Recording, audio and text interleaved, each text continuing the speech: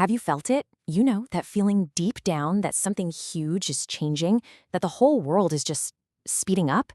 I mean, everywhere you look, it feels like there's chaos, upheaval, a sense that we're standing at a massive crossroads in history. Now, some people see all this and they see the signs of an impending collapse. But others, well, they're looking a little deeper and they see the signs of a profound transformation. So which one is it? Are we breaking down or are we actually breaking through? Today, we're going to dive into a really fascinating perspective that suggests this isn't a crisis at all, but more like a graduation, the birth of what a lot of people are calling the new Earth. And to help us navigate this incredible idea, we're going to look at the work of two pretty unique voices. On one side of the coin, you have Dolores Cannon. She was a hypnotherapist whose thousands of sessions uncovered this hidden, consistent story about where humanity is headed. And on the other side, you have Bashar, a channeled intelligence that offers what you could almost call a physics of consciousness. Now, their methods couldn't be more different, right? But what's absolutely wild is that their conclusions paint a remarkably similar picture of this journey we're all on. Okay, so what is really going on right now? According to these perspectives, the chaos we're seeing isn't random at all. It's actually part of a massive, planet-wide evolution in human consciousness, a great awakening. According to Dolores Cannon, what's happening right now has never happened before. Seriously, this isn't just another cycle of history repeating itself, of civilizations rising and falling. The planet herself, Earth, is literally ascending. She's raising her core vibrational frequency. And that presents every single one of us with a choice. Are we going to raise our own frequency to match hers, or are we going to stay behind in the old energy? Now, this choice isn't about hopping on a spaceship and physically leaving. It's more about a vibrational split. The best way to think about it is like having two different radio stations broadcasting in the exact same space. One is the old Earth, and it's playing all the hits of fear, separation, and conflict.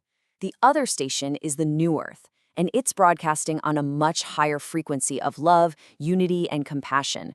And here's the kicker. They are both here, right now.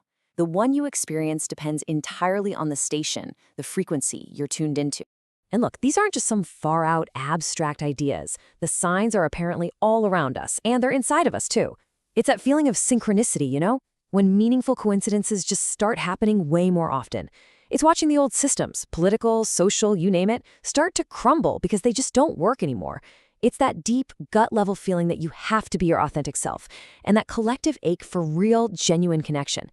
These are all seen as tangible, real-world signs of this great awakening. All right, so if we're in the middle of this massive shift, there have to be some underlying rules, right? Some mechanics that govern how it all works. To really get the how, we've got to look at the hidden mechanics of life itself. We're talking about concepts like reincarnation and karma, and how they actually build the reality we see around us. First up, reincarnation. And right away, let's just throw out that old idea of it being some kind of punishment. That's not it at all. According to Dolores Cannon's work, Earth is more like a school, and every lifetime is a different class. We actually choose our circumstances before we come here to help us master specific lessons. Maybe this life is the class on courage, and the next one is on forgiveness. It's a totally purposeful journey for our soul's growth. So then, what about karma? This is probably one of the most misunderstood concepts out there. We tend to think of it as some cosmic judge in the sky, keeping a tally of all our good and bad deeds, just waiting to dish out punishment.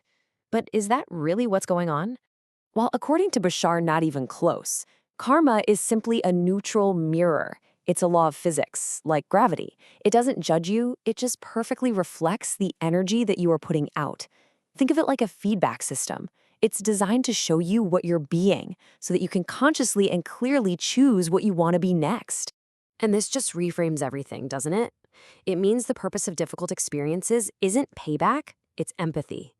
A soul might choose to experience something from the other side, not to suffer, but to truly, deeply understand.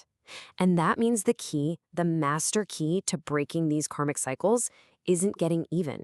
It's forgiveness. Forgiveness of others, and maybe most importantly, forgiveness of yourself. Okay, let's go back to that radio analogy we touched on earlier, because it is absolutely crucial to understanding how we choose our reality. So just imagine for a second that all of existence is like one giant radio broadcast. And on this radio, there are an infinite number of stations, an infinite number of parallel realities, and they are all broadcasting simultaneously right now. The reality where you took that other job, it exists. The one where history zigged instead of zagged, it's out there too. They're all playing on their own unique frequencies. So, what's the tuning dial? It's you. It's your personal state of being, your core beliefs, your dominant emotions. They combine to create a very specific frequency. And when you change that internal state, you don't have to fight with the old station. You don't have to argue with it. You just calmly change the channel to a new one that's a match for your new vibe. And this is where it gets so incredibly empowering. What this means is that the future isn't some fixed destination that we're all hurtling towards.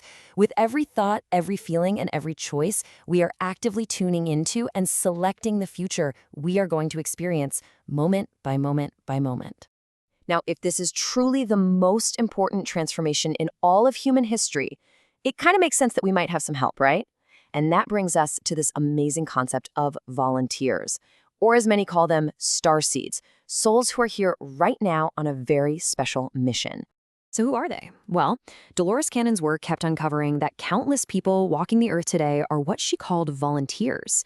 These are souls whose home is somewhere else, other planets, other dimensions, places that are way more peaceful. They basically answered a cosmic SOS, a call to come to Earth at this exact time to help anchor in higher frequencies and assist all of humanity through this massive shift. And this wasn't just a random flood of souls either. She identified 3 very distinct waves. The first wave, born after World War II, were the trailblazers, and they often felt really out of place. The second wave came in and acted more like energetic antennas, bringing in all sorts of new healing ideas. And the third wave, the children being born now, they're like a spiritual software update for the planet. They arrive with so much more of their consciousness intact. But look, this is no easy gig. The biggest challenge by far is that when they're born here, they completely forget who they are and why they came. This is why they so often feel like they just don't belong, why they have such a deep, gut-level aversion to the violence and conflict of our world. But here's the beautiful twist. That very feeling of not belonging, it's actually the biggest clue to their true origin and their real purpose. Okay, we've covered the what and the why. Now we get to the most important part of all, the how. How do we as individuals consciously navigate this monumental shift and actually choose the new Earth for ourselves? First, it really helps to understand that this isn't always going to be a smooth ride. As your personal frequency starts to rise, your body and your emotions have to recalibrate. This can lead to what many people call ascension symptoms. Things like intense fatigue, crazy sleep patterns, being super emotionally sensitive, or having old stuff suddenly bubble up to be cleared. Now, you could easily mistake this for anxiety or burnout, but the key here is to just consider another possibility. What if it's not a breakdown, but an energetic upgrade? So what's the practical game plan here? Well, our guides offer a pretty clear roadmap. First, as Bashar always says, follow your highest excitement. It's your personal built-in compass pointing you toward your true path. Second, in every little moment of decision, consciously choose the path of love over the path of fear. And third, you've got to be willing to let go, to release the old beliefs, habits, and grudges that are just weighing you down like an anchor. And really, this is the ultimate takeaway. You don't need to wait for anyone else or for the world to change first. You, personally, are the bridge between the old world and the new. You don't need a ticket, you don't need permission. Your own vibration is your passport. When you embody the frequency of the reality you want to experience, you will simply find yourself there. So we end up right back where we started, but with a totally new perspective, right? The future isn't something that just happens to us. It's something we are actively co-creating with our focus, our choices, and our vibration. So the question isn't if the new Earth is coming.